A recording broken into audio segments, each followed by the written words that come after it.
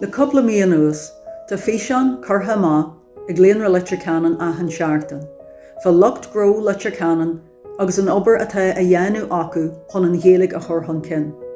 Scéal faoin gheilg, ach an seaartain seo is Drochscéal atá an.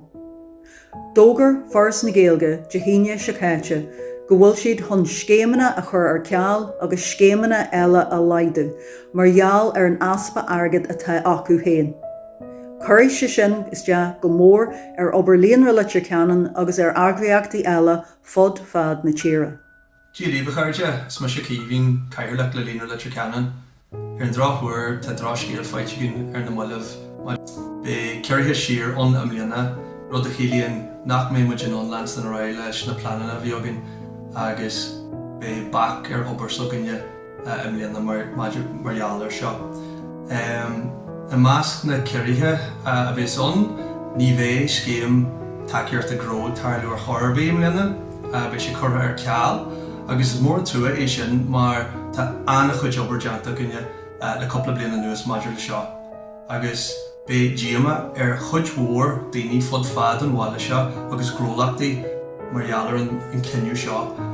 An darna rud na be garú siar ar scéim na bhéilte cumáid.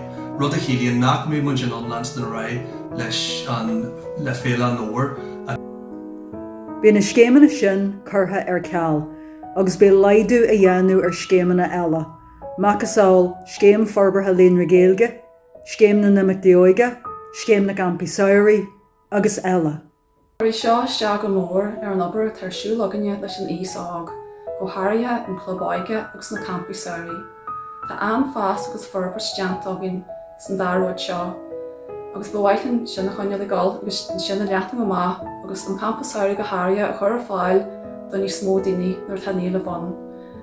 Agus cásan inis na chuile an scéal seo go mbeidh deachrat agin fiú clí leis na planeta de bartaí agin gan a bheith cainte rudaí a leatna má.